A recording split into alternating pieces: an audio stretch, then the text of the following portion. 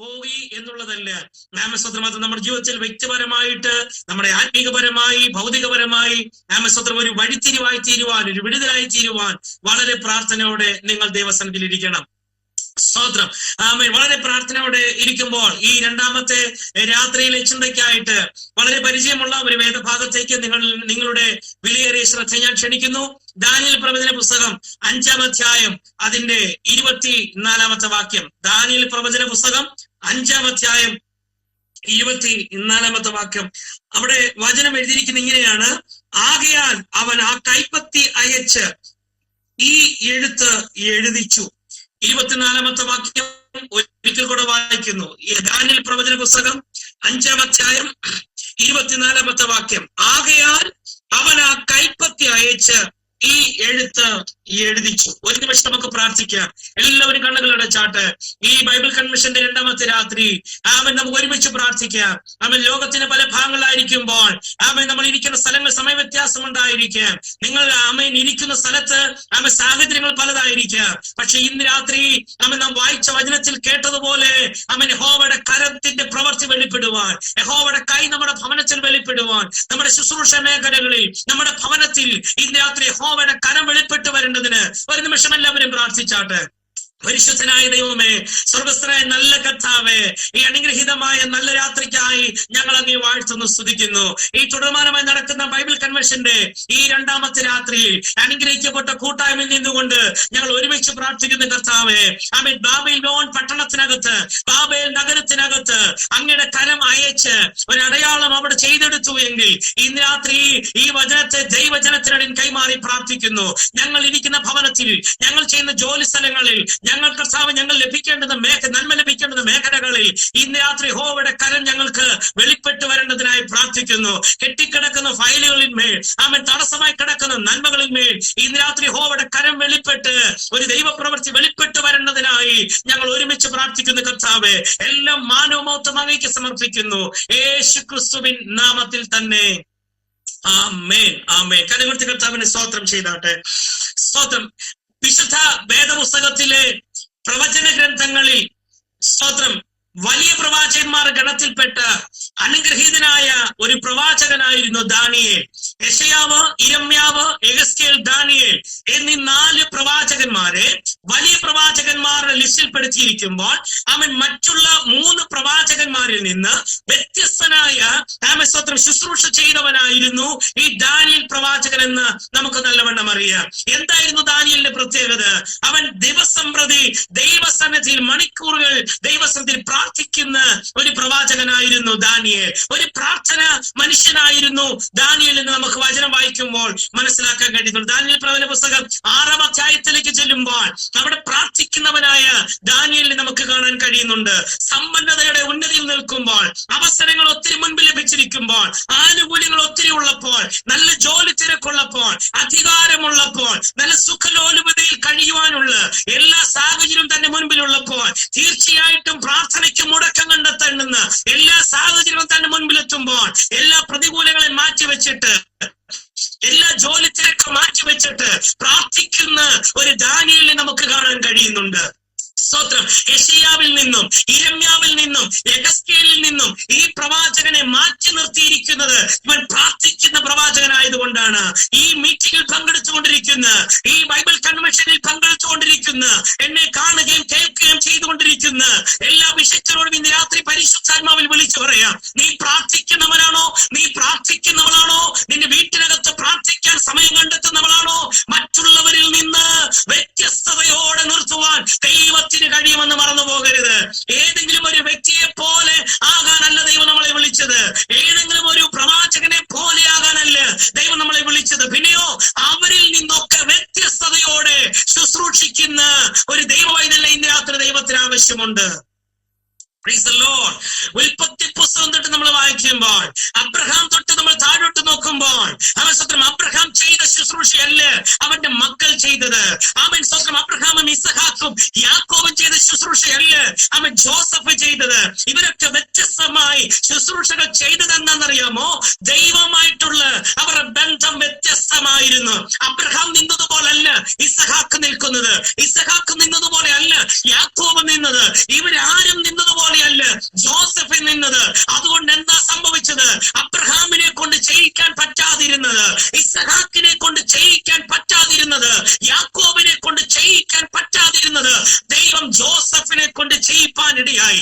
അങ്ങനെയെങ്കിൽ ഈ രണ്ടാമത്തെ രാത്രിയിൽ എന്നെ കണ്ടുകൊണ്ടിരിക്കുന്ന ദൈവജനത്തോട് ഞാൻ ദൈവസ്നേഹത്തിൽ വിളിച്ചു പറയുക, അവൻ നമ്മുടെ കേരളക്കരയിൽ, ഭാരതത്തിനകത്ത്, ലോകത്തിന്റെ വൻകരകളിൽ ഇതുവരെ ആരും ചെയ്തിട്ടില്ലാത്ത ഒരു അസാധാരണമായ ദൈവിക ശുശ്രൂഷ ചെയ്യുവാൻ ഇന്ന് രാത്രി നമുക്ക് ഒരുമിച്ച് പ്രാർത്ഥിക്കാൻ. കർത്താവേ, മറ്റുള്ളവരിൽ നിന്ന് വ്യത്യസ്തതയോടെ നിൽപ്പാൻ എന്നെ സഹായിക്കണം. ഉൽപ്പത്തി പുസ്തകത്തിൽ നമ്മൾ വായിക്കുന്നുണ്ട്, നോഹയ്ക്ക് കൃപ ലഭിച്ചു എന്ന് നമ്മൾ വായിക്കുന്നുണ്ട് അല്ലേ? ഏത് കാലഘട്ടത്തില്? ഭൂമിയിൽ നിന്ന് സ്വർഗത്തിൽ ദൈവത്തിന് ഇരിക്കാൻ പറ്റാത്ത രീതിയിൽ ഭൂമിയിൽ വഷളത്വം പെരുകിയപ്പോൾ, സകല മനുഷ്യരും ദൈവത്തെ മറന്ന് ജീവിക്കാൻ തുടങ്ങിയപ്പോൾ, ഇതാ ദൈവം ദൈവകൃപയാൽ ആ ഭക്തരെ നിറപ്പാനിടയായി തീർന്നു. അതുകൊണ്ട് എന്താ സംഭവിച്ചത്?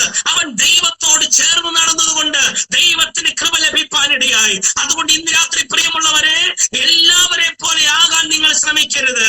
ഏതെങ്കിലും ഒരു പ്രവാചകനെയോ ഏതെങ്കിലും ഒരു വലിയ വ്യക്തിയെയോ ഏതെങ്കിലും ഒരു ലീഡറിനെയോ നിങ്ങളുടെ മുമ്പിൽ നിർത്തിയിട്ട് കർത്താവ് ഇവനെ പോലെ എനിക്കാകണമെന്നല്ല പ്രാർത്ഥിക്കേണ്ടുന്നത്. അവരിൽ നിന്ന് വ്യത്യസ്തതയോടെ ദൈവിക ശുശ്രൂഷ ചെയ്യുവാൻ എന്നെ പ്രാപ്തനാക്കണേ നമ്മൾ പ്രാർത്ഥിക്കണം. സ്തോത്രം. ഞാൻ ബൈബിൾ കോളേജിൽ പഠിക്കുമ്പോൾ അവിടെ പഠിക്കാൻ വേണ്ടി കടന്നു വന്ന ഒരു സഹോദരൻ, അവൻ വൈകുന്നേരത്തെ പ്രാർത്ഥനയിൽ പ്രാർത്ഥിക്കുന്ന പ്രാർത്ഥന ഞങ്ങൾ കേട്ടു.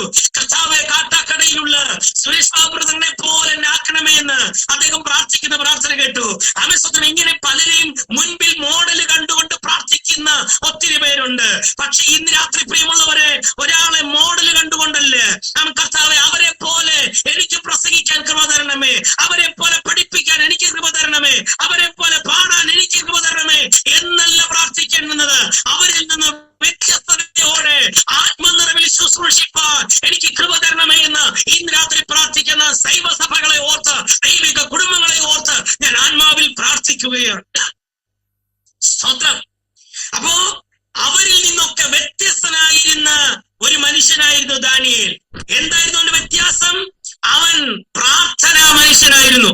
ഒരു കാര്യം ഞാൻ വിളിച്ചു പറയാം, പ്രാർത്ഥനാ മനുഷ്യൻ എവിടെയുണ്ടോ അവന്റെ പേരിനെ ദൈവം ഉയർത്തിക്കൊണ്ടുവരും. സ്തോത്രം. ഞാൻ പല വേദികളിലും പറഞ്ഞിട്ടുണ്ട്, എഴുത്തുകാര് പരാജയപ്പെട്ടേക്കാം, പ്രവാചകന്മാർ പരാജയപ്പെട്ടേക്കാം, പക്ഷെ പ്രാർത്ഥിക്കുന്ന ദൈവം പരാജയപ്പെടത്തില്ല.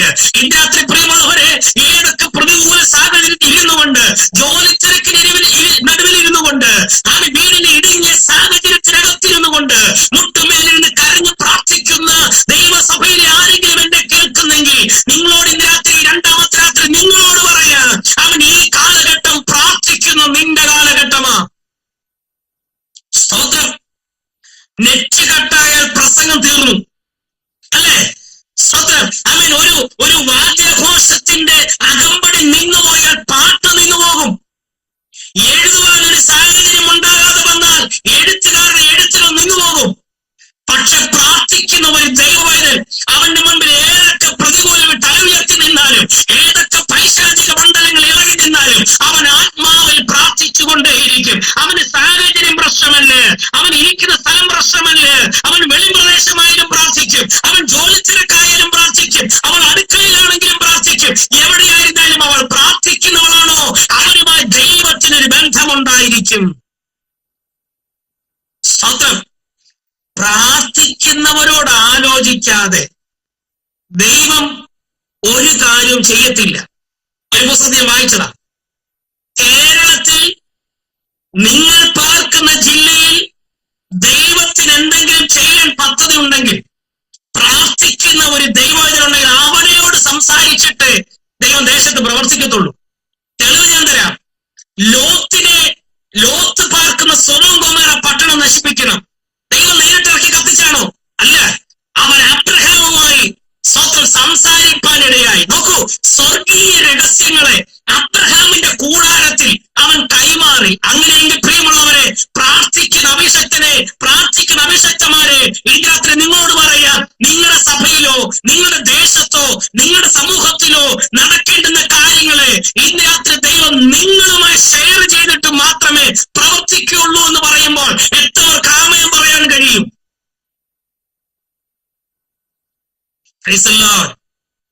ദാനിയേൽ പ്രവചന പുസ്തകത്തിലെ പരമപ്രധാനമായ ഒരു ഭാഗമാണ് ഇന്ന് രാത്രി നമ്മൾ വായിച്ചത്.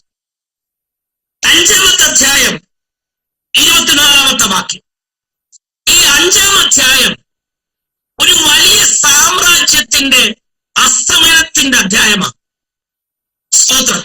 ഒരു വലിയ സാമ്രാജ്യത്തിന്റെ, ബാബേൽ എന്ന് പറയുന്ന ഒരു വലിയ രാജ്യത്തിന്റെ, സാമ്രാജ്യം എന്ന് വേണം പറയാൻ, ചക്രവർത്തി ഭരണത്തിന്റെ അവസാനം കുറിച്ചത് 5-ാം അധ്യായത്തിലാണ്. എന്താണെന്നറിയാമോ? അവിടെ യഹോവയുടെ കരം വെളിപ്പെട്ടു.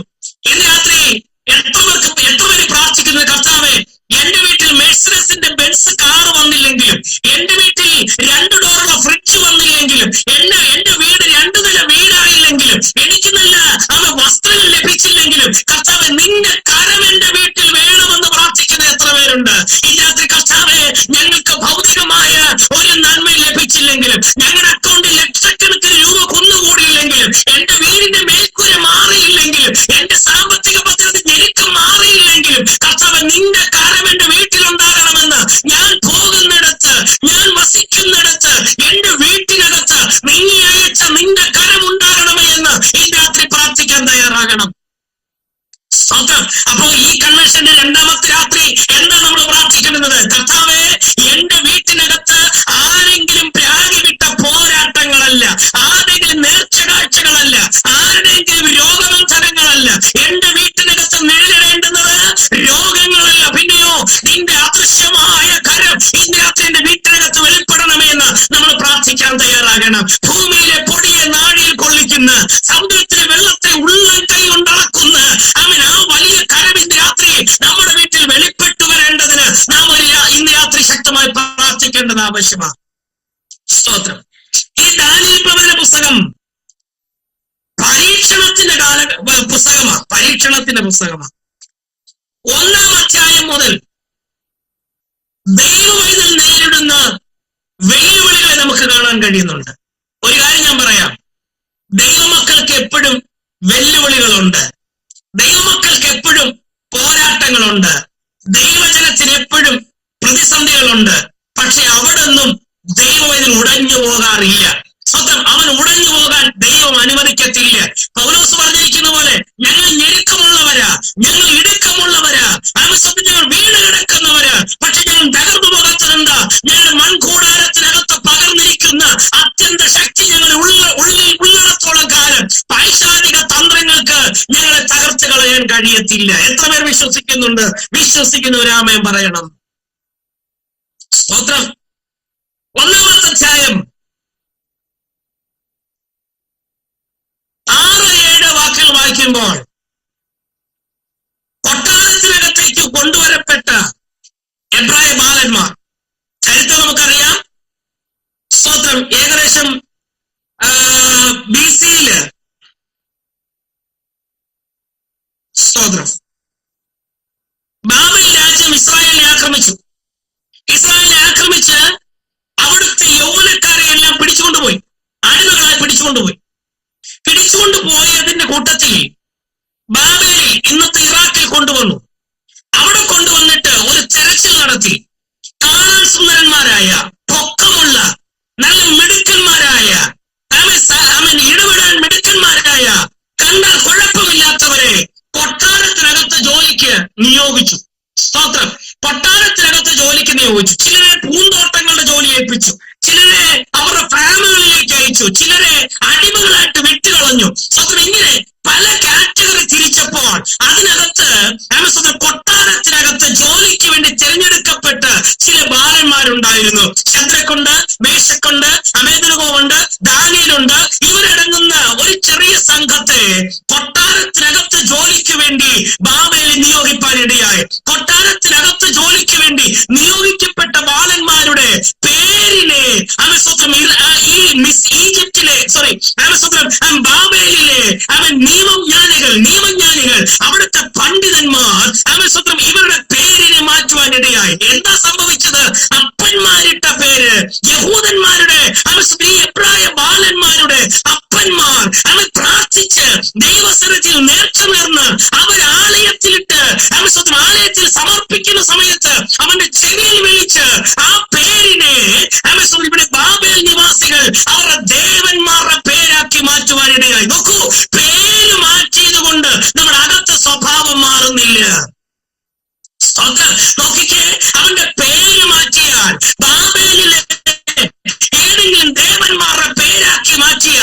ശദ്രക്കിന്റെയും മേശക്കിന്റെയും അബേദ്നെഗോ എന്ന് പറഞ്ഞ പേര് മാറ്റിയാൽ അവരുടെ സ്വഭാവത്തിന് മാറ്റം വരുത്താൻ കഴിയുമെന്ന് ബാബേൽ നിവാസികൾ വിചാരിച്ചു. ഒന്ന്, അവരുടെ പേരിനെ മാറ്റിയിട്ട് എന്താ സംഭവിച്ചത്? അവരിൽ ഒരുത്തനെ പോലാക്കാൻ. ഇന്ന് രാത്രി ഈ കൺവെൻഷനിൽ പങ്കെടുത്തുകൊണ്ടിരിക്കുന്ന ദൈവജനത്തോട് ഞാൻ ദൂത് വിളിച്ചു പറയാം, ശത്രു എന്തിനാ നിന്നെ ആക്രമിക്കുന്നത്? അവൻ നിന്റെ അവസ്ഥകൾക്ക് മാറ്റം വരുത്തുന്നത് എന്തിന്? നിന്നെ അപവാദം പറഞ്ഞ് അവൻ സ്വത്രം വേണ്ടാത്ത പേരിൽ നിന്നെ വിളിക്കുന്നത് എന്തിന്? അവരിൽ ഒരുവനെ പോലും നിന്നെ മാക്കി തീർക്കേണ്ടതിന്, മറ്റുള്ളവരിൽ ഒരുവനെ പോലും നിന്നെ മാക്കി തീർക്കേണ്ടതിന് ഇതാ ശത്രു നിന്റെ പേര് മാറ്റി നിന്നെ ചതിച്ചവളെന്നോ, അവൻ ദോഷം വരുത്തുന്നവളെന്നോ, പ്രാർത്ഥിക്കുന്നവളെന്നോ മറ്റുള്ള പേരുകൾ പറഞ്ഞ് നിന്നെ അവൻ മാറ്റി നിർത്തുന്നെങ്കിൽ മനസ്സിലാക്കുക, നിന്റെ പേര് മാറ്റിയത് കൊണ്ട് ശത്രുവിന് ഒന്നും ചെയ്യാൻ സാധിക്കത്തില്ല. സ്തോത്രം. അനുഗ്രഹിക്കപ്പെട്ട പേരായിരുന്നു ഇവർക്കുണ്ടായിരുന്നത്. ദാനിയേലിന് അവർ ബേൽത്ശസ്സർ എന്നും, ഹനന്യാവിന് ശദ്രക്ക് എന്നും, മീശായേലിന് മേശക്കെന്നും, അസര്യാവിന് അബേദ്നെഗോ എന്ന് പേരും വിളിച്ചു. ഇത് അവരുടെ ബാബേലിനോടുള്ള ദേവന്മാരുടെ പേരാ. സ്തോത്രം. സംഭവിച്ചു കേൾക്കണോ? പേര് ഒന്ന്, അവരുടെ പേര് മാറ്റിയ ഉടനെ അടുത്ത നിയമം വന്നേക്കുന്നു, ഇവർ ആഹാര രീതി മാറ്റണം. എന്നെ അത്ഭുതപ്പെടുത്തിയത് അവിടെ. എന്റെ പ്രിയമുള്ളവരെ, നമ്മൾ ഇന്ന് പാർക്കുന്ന ഈ സാഹചര്യം ഏകദേശം അതുപോലൊക്കെ തന്നെയാണ്. പേര് മാറിയാൽ ജോലി തരാമെന്നും, പേര് മാറിയാൽ അവസരങ്ങൾ തരാമെന്നും, പേര് മാറിയാൽ നന്മകൾ തരാമെന്നും, വീട് തരാമെന്നൊക്കെ പറഞ്ഞ് നിന്റെ വീട്ടിന്റെ വാതിൽക്കൽ വന്ന് മുട്ടുമ്പോൾ ഇതിനകത്ത് മനസ്സിലാക്കുക, ദൈവത്തിന്റെ പ്രവൃത്തി എത്ര വലുതാ. അതിനൊന്നും ദൈവസന്ധി സ്വത്രം ചെയ്യാൻ തയ്യാറാകണം. ഒന്ന്, പേര് മാറ്റി. രണ്ട്, ആഹാര രീതി മാറ്റി. ഇന്നത്തെ കാലഘട്ടം അത് തന്നെയല്ലേ. ഓപ്പൺ പ്ലാറ്റ്ഫോമിൽ നമുക്ക് പറയാൻ പറ്റത്തില്ല. സ്വതന്ത്രം. ആഹാര രീതിക്ക് പല നിബന്ധനകൾ കൊണ്ടുവന്നു. അത് കഴിക്കാൻ പാടില്ല, ഇത് കഴിക്കാൻ പാടില്ല, അതേ കഴിക്കാവൂ എന്നൊക്കെ പറഞ്ഞ് പല നിയമങ്ങൾ കൊണ്ടുവരുമ്പോൾ കൊട്ടാരത്തിനകത്തുള്ള രാജഭോജനത്തിന് മുമ്പിൽ നിൽക്കുമ്പോൾ ഈ 3 ബാലന്മാർ പറഞ്ഞ വാക്ക് നിങ്ങൾക്കറിയാമോ? ഈ 4 ബാലന്മാർ പറഞ്ഞ വാക്ക് എന്താ പറഞ്ഞിരിക്കുന്നത്? അതിന്റെ സ്തോത്രം, അതിന്റെ 1-ാം അധ്യായം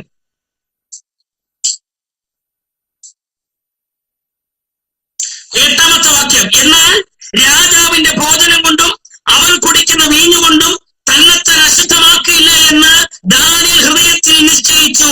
തനിക്ക് അശുദ്ധി ഭവിക്കുവാൻ ഇടവരുത്തരുതെന്ന് ഷണ്ഡാധിപനോട് അവൻ കൽപ്പിച്ചു. നോക്കിക്കേ, അവൻ പറഞ്ഞ വാക്ക് നിങ്ങൾ ശ്രദ്ധിച്ചോ? ആമേൻ. എന്താ? രാജാവ് കുടിക്കുന്ന വീഞ്ഞുകൊണ്ടോ രാജഭോജനം കൊണ്ടോ എനിക്ക് അശുദ്ധമായ ആകാൻ ഞാൻ അനുവദിക്കത്തില്ല. എന്റെ പ്രിയമുള്ളവരെ, നമ്മളും ഈ ദിവസങ്ങൾ സ്വതന്ത്രം പറഞ്ഞു വേണം നിൽക്കാൻ. എന്നെ അത്ഭുതപ്പെടുത്തിയത് എന്താണെന്നറിയാമോ? ഇവരിപ്പോ നിൽക്കുന്നത് ഇസ്രായേലിൽ നിന്ന് വന്നതൊരു അടിമയായിട്ട് വന്നവൻ എവിടെ ജോലി കിട്ടി? കൊട്ടാരത്തിനകത്ത് ജോലി കിട്ടി. കൊട്ടാരത്തിനകത്ത് ജോലി കിട്ടിയത് മാത്രമല്ല, രാജാവ് കഴിക്കുന്ന ആഹാരം നമുക്ക് ഓഫർ ചെയ്തിരിക്കുക. നമ്മളന്ന് ഞായറാഴ്ച എന്തോ സാക്ഷ്യം പറയും. ദൈവനാമത്തിന് മഹത്വം ഉണ്ടാകട്ടെ. ദൈവമക്കളെ, നിങ്ങളെല്ലാം പ്രാർത്ഥന ദൈവം കേട്ടു. എന്റെ കുഞ്ഞിന് രാജകൊട്ടാരത്തിൽ ജോലി കിട്ടി. തീർന്നില്ല, അവനോട് ദൈവം മനസ്സലിവ് തോന്നിയിട്ട് അവന്റെ കൂടെ ഒത്തിരിയും പേരുണ്ടായിട്ടും അവൻ ആരെയും വിളിച്ചില്ല. എന്റെ മോളെ മാത്രം രാജാവിന്റെ മേശയിൽ നിന്ന് കഴിക്കാൻ വിളിച്ചു. നിങ്ങളെല്ലാം വീണ്ടും എന്ത് ചെയ്യണം? പ്രാർത്ഥിക്കണം. നമ്മൾ അതിന് ക്രെഡിറ്റ് ആയിട്ട് എടുക്കും, അല്ലേ? രാജാവിന്റെ മേശയിൽ നിന്ന് എന്റെ കൂടെ എത്രണ്ണം പിടിക്കപ്പെട്ടു, അവരാരെയും വിളിച്ചില്ല, എന്നെ മാത്രം വിളിച്ചേക്കുന്നത്, ഇത് ദൈവം നിന്നേക്കുന്ന അവസരമാ എന്ന് പറഞ്ഞ് നമ്മൾ മേശയിലോട്ട് കമന്നു വീഴുമ്പോൾ ഭക്തൻ പറഞ്ഞ വാക്ക് ശ്രദ്ധിക്കൂ. ദൈവത്തിന്റെ പ്രമാണം എനിക്കുണ്ട്. എന്റെ അപ്പന്മാരെന്നെ ഞാൻ പഠിച്ച ഒരു പ്രമാണം എനിക്കുണ്ട്. അശുദ്ധമായത് തുടരുതെന്ന് എനിക്കൊരു പ്രമാണമുണ്ട്. പ്രമാണത്തിൽ നിൽക്കുന്ന ഭക്തന്മാർ എവിടെയുണ്ടോ അവർക്ക് വേണ്ടി വെളിപ്പെടുന്ന ദൈവം ഇന്ന് രാത്രിയും പ്രവർത്തിക്കുന്നുണ്ട്. അപ്പൻ കാണുന്നില്ല, അമ്മ കാണുന്നില്ല, ഭാര്യ കാണുന്നില്ല, മക്കൾ കാണുന്നില്ല, എന്റെ കൂട്ടുകാരും കാണുന്നില്ല എന്ന് പറഞ്ഞ് അവൻ ഒളിഞ്ഞുപോയി കഴിച്ചതല്ല. അവൻ ആ രഹസ്യമായി കൊട്ടാരത്തിന് മേശമേൽ നിന്ന് വീക്കിയതല്ല. എന്റെ ഉള്ളം ദൈവം അറിയുന്നല്ലോ എന്ന് പറഞ്ഞ് അവൻ മേശമേൽ കൈനീട്ടിയതല്ല. അവൻ ദൈവസന്നിധിയിൽ പ്രമാണത്തിന് വേണ്ടി നിന്നു.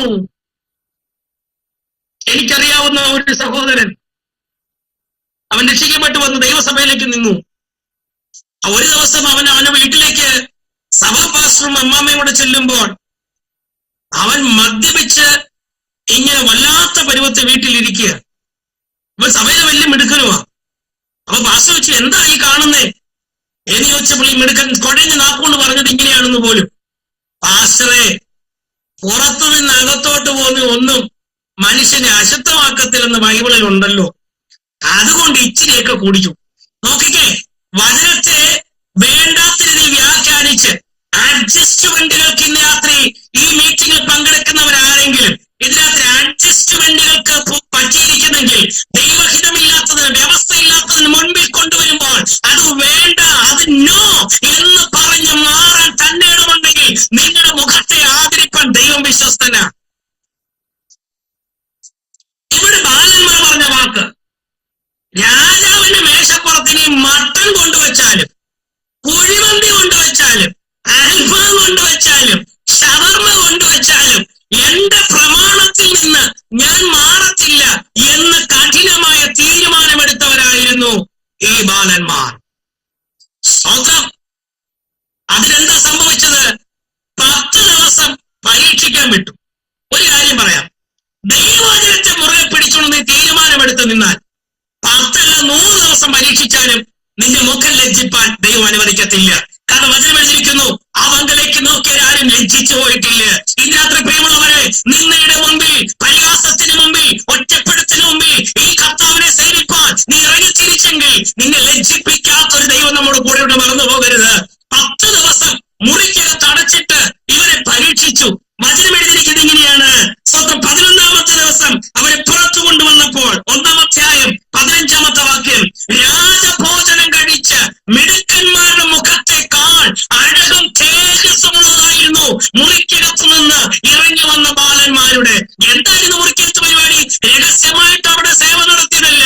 ഞാൻ വിശ്വസിക്കുന്നു അവര് മുട്ടുമേലെ ആത്മാവിൽ പ്രാർത്ഥിക്കാൻ തുടങ്ങി. കർത്താവേ, നിന്റെ സാന്നിധ്യം ഞങ്ങളിൽ ഇറങ്ങണം, നിന്റെ തേജസ് ഞങ്ങളുടെ മേൽ വേണം. അതുകൊണ്ടാണ് അവൻ മുറിക്കകത്തു നിന്ന് പുറത്തേക്ക് ഇറങ്ങി വരുമ്പോൾ അവരുടെ മുഖം തേജസ് കൊണ്ട് നിറഞ്ഞിരുന്നു. സ്തോത്രം. എന്നെ വല്ലാതെ ചിന്തിപ്പിച്ചത് എന്താണെന്നറിയാമോ? സീനായി പർവ്വതത്തിൽ നിന്ന് 40 ദിവസം ദൈവത്തിന്റെ സന്നിധിയിൽ ഇരുന്നിട്ട് മോശ ഇറങ്ങി വരുമ്പോൾ മോശയുടെ മുഖത്ത് നോക്കാൻ കഴിയാതെ അത്രയ്ക്ക് പ്രകാശമായിരുന്നു എന്ന് വചനം വായിക്കുമ്പോൾ മനസ്സിലാക്കുന്നുണ്ട്.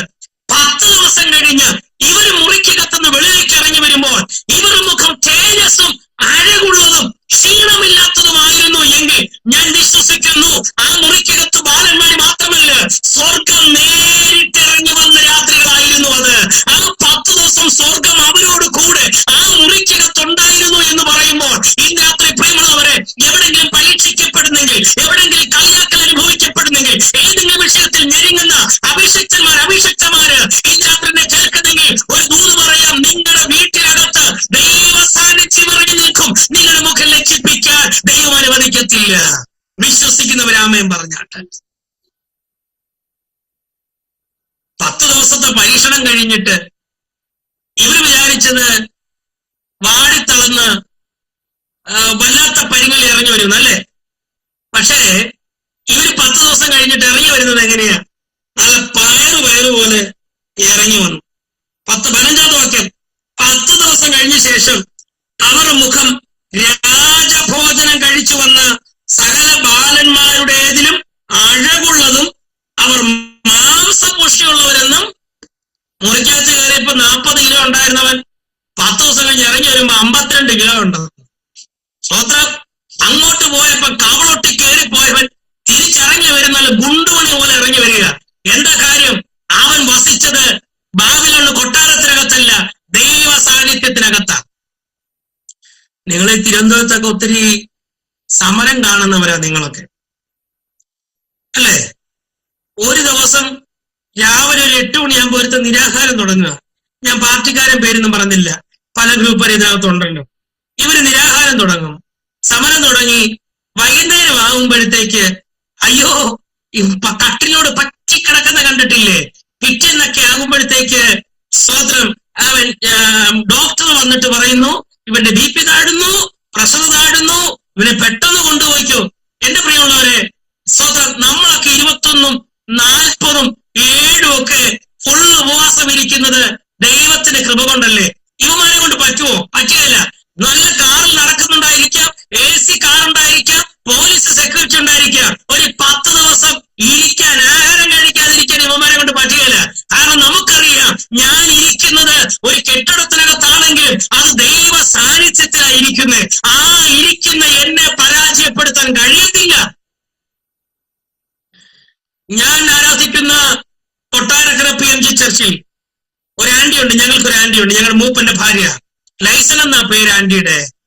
300-350 നിൽക്കുന്ന ഒരു ആന്റി. ഞങ്ങൾ എപ്പോഴും വിളിക്കുന്നത് സഞ്ചരിക്കുന്ന മെഡിക്കൽ സ്റ്റോർ എന്നാ. ഇല്ലാത്ത അസുഖം ഒന്നുമില്ല ആന്റിക്ക്. സ്വന്തം ഡെയിലി ഒരു മാസം ഏകദേശം 6000 രൂപ 7000 രൂപയുടെ മരുന്ന് ആന്റി കഴിക്കുന്നുണ്ട്. സ്വന്തം. പക്ഷേ ചർച്ചിൽ കഴിഞ്ഞ വർഷത്തെ 21 ദിവസത്തെ ഉപവാസ പ്രാർത്ഥന പ്രഖ്യാപിച്ചപ്പോൾ ഈ ആന്റി എഴുന്നേറ്റിട്ട് പറഞ്ഞു, ഞാൻ 21 ദിവസം ഉപവസിക്കാൻ താല്പര്യപ്പെടുന്നു. ആ ആന്റിയുടെ ഹസ്ബൻഡ് ചരിഞ്ഞു നോക്കിട്ട് വെച്ചു, നീ ആലോചിച്ച് തന്നെയാണോ തീരുമാനമെടുത്തത്?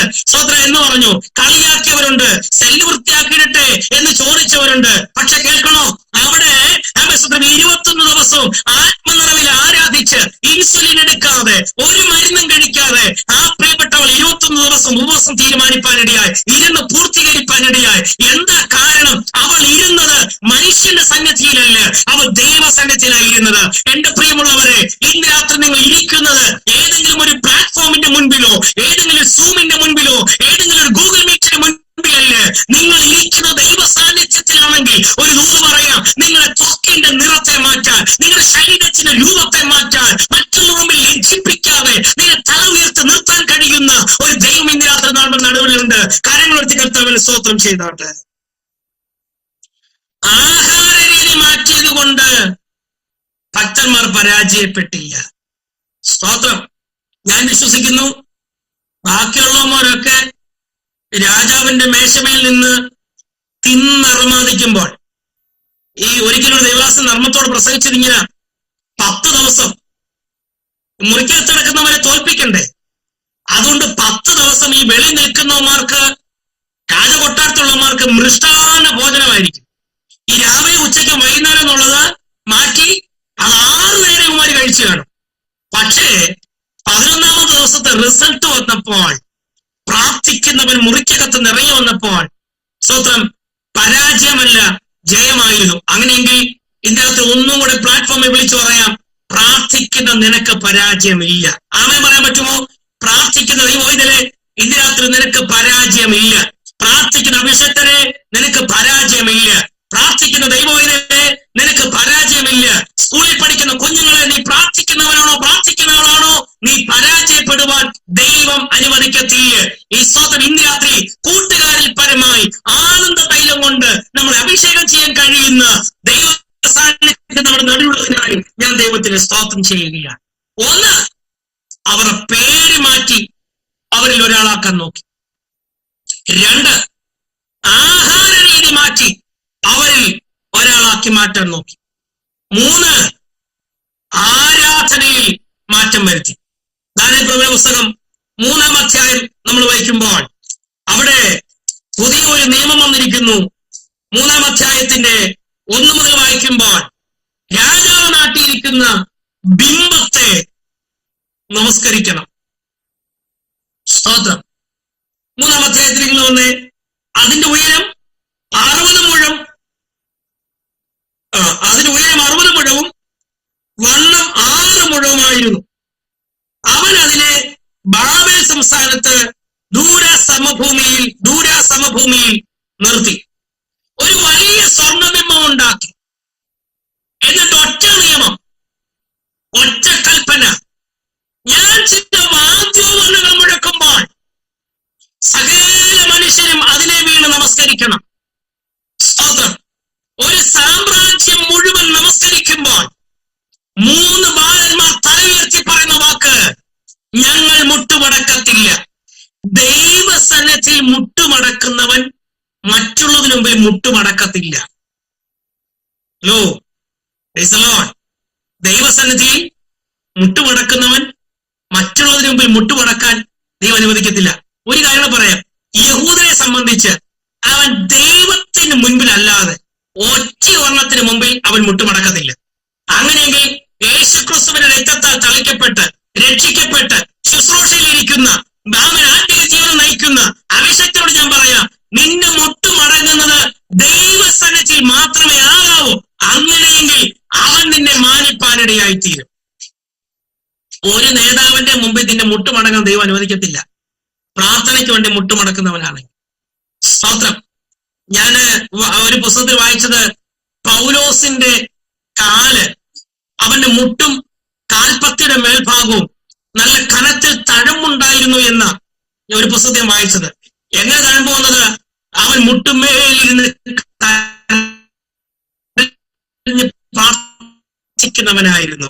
ആമേൻ. സ്തോത്രം. ഇന്ന് രാത്രി പരിമിതികൾ ഒത്തിരിയുണ്ട്, നമുക്ക് മുട്ടുമേലൊക്കെ ഇരിക്കാൻ ഇന്ന് പാടാ. സ്തോത്രം. അഥവാ പ്രാർത്ഥനയ്ക്ക് ഇരിക്കുന്ന തന്നെ ഏതൊക്കെ രീതിയിലായിരിക്കും നമ്മളെ മാത്രം അറിയാം. അപ്പൊ കോവിഡൊക്കെ വന്നതിന് ശേഷം നമ്മുടെ ചർച്ചിൽ കസേരയാക്കി. നേരത്തെ തറയിലിരുന്ന് ഉറങ്ങിയവർ ഇന്ന് എന്ത് ചെയ്യുന്നു? കസേരയിലിരുന്ന് ഉറങ്ങുന്നു. സ്തോത്രം. പക്ഷേ ആമ മുട്ടുമടക്കി പ്രാർത്ഥിക്കുന്ന ദൈവസഭയെ ഓർത്ത് സ്തോത്രം ചെയ്യുക. ഇവിടെ കൊട്ടാരത്തിനകത്ത് ചില ബാലന്മാർ വന്ന് പറയുന്ന വാക്ക്, രാജാവേ, ഞങ്ങൾ വാദ്യോപകരണത്തിന്റെ ശബ്ദം മുഴക്കി, നമ്മുടെ സാമ്രാജ്യത്തിലുള്ള സകല മനുഷ്യരും വീണു നമസ്കരിച്ചു. 3 ബാലന്മാർ മാത്രം നമസ്കരിച്ചില്ല.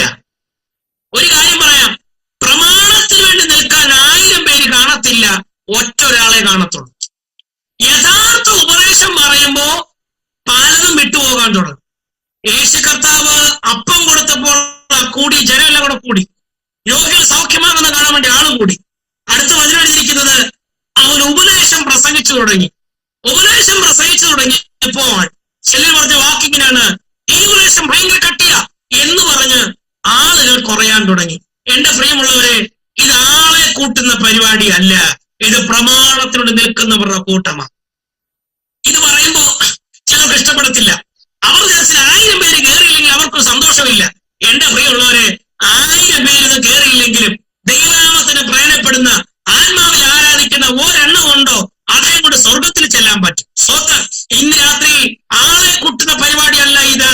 ഇത് ആൾക്കാരെല്ലാം എന്തൊക്കെ ചെയ്താലും ഭൂരിപക്ഷം നോക്കി ചെയ്യുന്നവരല്ല, അവരിൽ നിന്ന് വ്യത്യസ്തതയോടെ നിൽക്കുന്ന 3 ബാലന്മാർ. അവിടെ എന്താ സംഭവിച്ചത്? അവർ 3 ബാലന്മാർ എന്ത് ചെയ്തില്ല?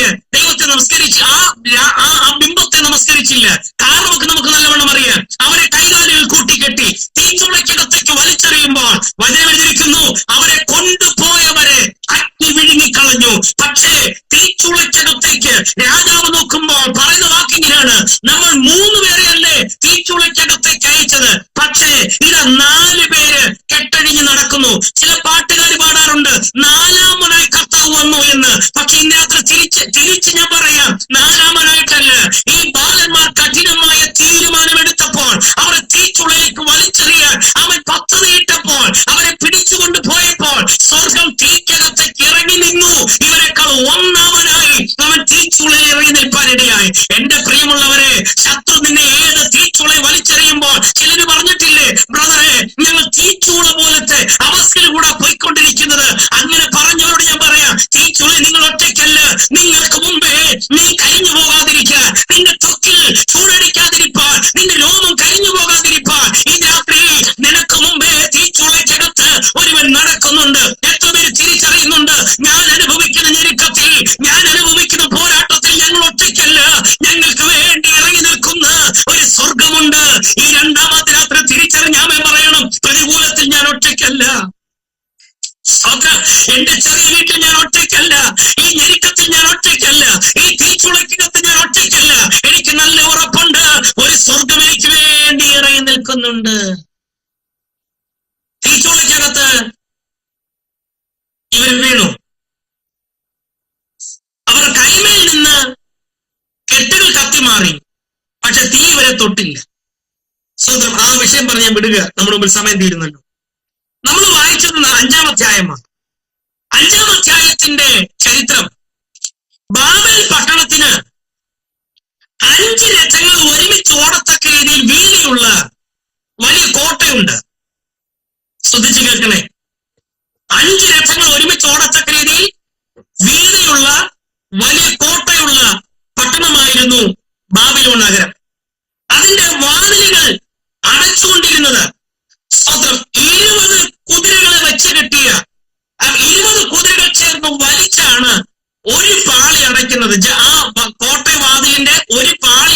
പറയുന്നത് 20 കുതിരകളെ കൊണ്ടുവന്ന് ഒരുമിച്ച് വലിച്ച, അതിൽ ചില വാതിലുകൾ അടച്ചിരുന്നത് ആനകളെ കൊണ്ടായിരുന്നു എന്നും പറയുന്നു. അത്രയ്ക്ക് വലിയ വാതിലുള്ള കോട്ട.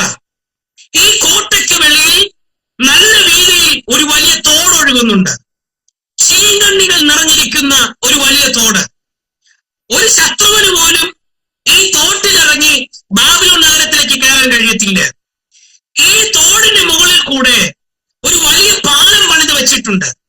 ആ പാലത്തിന് 2 വശത്തും അങ്ങേ തലയ്ക്കലും ഇങ്ങേ തലയ്ക്കലും 24 മണിക്കൂറും കാവൽ കാക്കുന്ന സൈന്യമുണ്ട്. രാത്രിയാകുമ്പോൾ ആ പാലം അവർ വലിച്ചു പൊക്കി കെട്ടിവെക്കും. ശത്രുക്കൾക്കാർക്കും കയറാൻ കഴിയത്തില്ല. കോട്ടയ്ക്കകത്തേക്ക് 24 മണിക്കൂറും ജാഗ്രതയോടെ നിൽക്കുന്ന ആൾക്കാരുണ്ടായിരുന്നു. നല്ല ഉന്നത്തിൽ എറിയാൻ കഴിയുന്ന, നല്ല ഉന്നത്തിൽ അമ്പയ്യാൻ കഴിയുന്ന, നല്ല മൂർച്ചയുള്ള വാള് കൊണ്ട് നടക്കുന്ന, ടൈറ്റ് സെക്യൂരിറ്റി ഉള്ള ഒരു വലിയ പട്ടണമായിരുന്നു ബാബിലോൺ നഗരം. നമുക്കറിയാം. എന്നാൽ 5-ാം അധ്യായത്തിൽ ആ ബാബിലോൺ നഗരം തകരുവാനിടയായി, ചക്രവർത്തി കൊല്ലപ്പെടാനിടയായി. എന്താ കാര്യമെന്നറിയാമോ? 5-ാം അധ്യായത്തിൽ ഒരു വലിയ വിരുന്ന് നടക്കുക. വിരുന്ന് നടക്കുന്ന ഇങ്ങനെയാണ്. ആലയത്തിലെ പൊൻവെള്ളി പാത്രങ്ങളെല്ലാം ഇവർ കൊട്ടാരത്തിനകത്ത് കൊണ്ടുവന്നിട്ട് ബാബിലോണിലെ രാജാവ് നെബൂഖദ്നേസർ പറഞ്ഞു, ബാബിലോണിലുള്ള സകല പടയാളികളും സകല പടത്തലവന്മാരും ഇന്ന് കൊട്ടാരത്തിനകത്ത് വരണം. നിങ്ങൾ നേരത്തെ വാതില് അടയ്ക്കണം. നിങ്ങൾ വേഗത്തിനകത്ത് വരണം. ഒരു പ്രധാന വിരുന്ന് ഞാൻ നിങ്ങൾക്ക് തരാൻ പോകുന്നു എന്ന് പറഞ്ഞിട്ട് ഇവനൊരു വലിയ വിരുന്നൊരുക്കി. ഇസ്രായേലിൽ നിന്ന് കൊണ്ടുവന്ന് അവൻ സമ്പത്ത് മുഴുവൻ കാണിക്കേണ്ടതിന് അവൻ തന്റെ മഹത്വക്കളിൽ 1000 പേർക്ക് ഒരു വലിയ വിരുന്ന് ഒരുക്കുവാനിടയായി. ഏകദേശം വൈകുന്നേരമായ സമയത്ത് അവൻ വിരുന്ന് തുടങ്ങുവാനിടയായി. സകല സൈന്യത്തിനും സൈന്യാധിപന്മാർക്കും അവൻ വീഞ്ഞ് പകർന്നു കൊടുക്കാനിടയായി. കൊട്ടാരത്തിനകത്ത് വെപ്പാട്ടികളും രാജാക്കന്മാരും ഒരുമിച്ചിരുന്ന് വീഞ്ഞു കുടിക്കാൻ തുടങ്ങി. കൊട്ടാരത്തിന്റെ വാതിൽ മുതൽ പട്ടണത്തിലേക്ക് പ്രവേശിക്കുന്ന വാതിൽ കാവൽക്കാരന് വരെ എത്തിക്കുവാനിടയായി. എല്ലാവരും വീഞ്ഞു കുടിച്ച് മത്തരായിട്ടിരിക്കുമ്പോൾ അവസാനം രാജാവ് പറഞ്ഞ വാക്കിങ്ങനാണ്, എനിക്ക് വീഞ്ഞു കുടിക്കേണ്ടതിന് ആലയത്തിനകത്ത് ആരാധനയ്ക്ക് ഉപയോഗിച്ചുകൊണ്ടിരുന്ന പൊൻവെള്ളി പാത്രങ്ങളെ കൊണ്ടുവരണം. എനിക്കും എന്റെ വെപ്പാട്ടികൾക്കും അതിൽ വീഞ്ഞൊഴിച്ചു കുടിക്കണം. ഒരു കാര്യം ഞാൻ പറയാം. ആലയത്തിലെ ആരാധനയ്ക്ക് വേണ്ടി മാറ്റിവെച്ച് ഒരു പാത്രത്തിൽ രാജാവ് തൊടാൻ തീരുമാനിച്ചപ്പോൾ ആ ഭിത്തിയിൽ ഒരു കരം വെളിപ്പെട്ടിട്ട് എന്നെഴുതി അവനെ സിംഹാസനത്തിൽ നിന്ന് മാറ്റിക്കളയാൻ ദൈവത്തിന് ഹിതം തോന്നിയെങ്കിൽ ദൈവത്തിന് മന്ദിരമാകുന്ന നിന്നെ തൊടാൻ ഒരു പിശാചിന്റെ അനുവാദം കൊടുക്കത്തില്ല. ദൂത് മനസ്സിലായോ? ഒരു പാത്രത്തിൽ തൊട്ടതിന് ദൈവം അത്രയ്ക്കും കോപിച്ചുവെങ്കിൽ നീ അതിനേക്കാൾ വിലയേറിയതല്ലേ കുഞ്ഞെ? എന്നെ കാണുന്ന പ്രിയമുള്ളവരെ, ആ ആലയത്തിലെ പൊൻവെള്ളി പാത്രങ്ങളെക്കാൾ എത്രയോ വിലയേറിയതാണ്. നമ്മളൊന്ന് മറന്നു പോകരുത്. ചിലപ്പോൾ നിങ്ങൾ വിദ്യാഭ്യാസം കുറവായിരിക്കാം, ചിലപ്പോൾ നിങ്ങൾക്ക് വീട് കണ്ടില്ലെന്ന് വന്നേക്കാം, സാഹചര്യങ്ങൾക്കെല്ലാം വ്യത്യാസമായിരിക്കാം. പക്ഷെ ഇന്ന് രാത്രി മനസ്സിലാക്കൂ, ദൈവത്തിന്റെ സന്നിധിയിൽ നീ വിലയേറിയവളാണെന്ന് മറന്നു പോകരുത്. ഇവര് വലിയ വിരുന്നൊരുക്കി. കൊട്ടാരത്തിന് വാതിൽ മുതൽ മതിലിന്റെ അവിടെ വരെയുള്ള, കോട്ടയ്ക്ക് അവിടെ വരെയുള്ള അവൻ എല്ലാ പടയാളികളും വീഞ്ഞു കുടിച്ച് മത്തരായിരുന്നപ്പോൾ അന്ന് വൈകുന്നേരം കോട്ടവാതിലടയ്ക്കാൻ ഇവർ മറന്നുപോയി. അവൻ ഈ പാലം വലിച്ചു പൊക്കാൻ ഇവർ മറന്നുപോയി. കോറേഷിന്റെ നേതൃത്വത്തിലുള്ള ഒരു സൈന്യം ബാബേൽ പട്ടണത്തിലേക്ക് ഇരച്ചു കയറുവാനിടയായി. തെളിവ് തരാം. യെശയ്യാ പ്രവാചകന്റെ പുസ്തകം 45-ാം അധ്യായം 1, 2, 3 വാക്യങ്ങൾ വായിക്കുമ്പോൾ, ഞാൻ എന്റെ ഭക്തനായിരിക്കുന്ന കോറേഷിനെ വലങ്കരത്തിന് പിടിച്ചിരിക്കുന്നു. ഇരുമ്പോടമ്പലുകളെ ഖണ്ഡിച്ച് ഇരുട്ടിൽ മറിഞ്ഞിരിക്കുന്ന കുത്തനിധികളെ നേടിയെടുക്കേണ്ടതിന് ഞാൻ അവന്റെ വലങ്കരത്തിന് പിടിച്ചിരിക്കുന്നു. യെശയ്യാ പ്രവാചകന്റെ പുസ്തകം 45-ാം അധ്യായം 1, 2, 3 വാക്യങ്ങൾ പറഞ്ഞിരിക്കുന്ന ആ പ്രവചന നിവർത്തി അന്ന് രാത്രി നടക്കുവാനിടയായി. മേദ്യരും പേർഷ്യരും ബാബേൽ പട്ടണം ആക്രമിക്കേണ്ടതിന് ഇരുട്ടത്തുണ്ടായിരുന്നു. അവർ വന്ന് നോക്കുമ്പോൾ കോട്ട കാത്തുകൊണ്ടിരുന്ന സകല പടയാളികളും വീഞ്ഞു കുടിച്ച് മത്തരായിട്ടിരിക്കുന്നു. എന്നെ അത്ഭുതപ്പെടുത്തിയത് അതൊന്നുമല്ല. അവര് വീഞ്ഞു കുടിച്ചോട്ടെ, അവര് മത്ത പിടിച്ചോട്ടെ, കൊട്ടാരത്തിനകത്ത് ഒരു കൈ വെളിപ്പെട്ടു. ആ പാത്രത്തെ തൊടരുതെന്ന് പറയാൻ ആളില്ല, അതെടുക്കരുത് യജമാനനെ എന്ന് പറയാൻ ആളില്ല. എല്ലാവരും അതിൽ വീഞ്ഞു കുടിക്കാൻ തിടുക്കം കൂട്ടുമ്പോൾ ഇത് സ്വർഗത്തിൽ നിന്ന്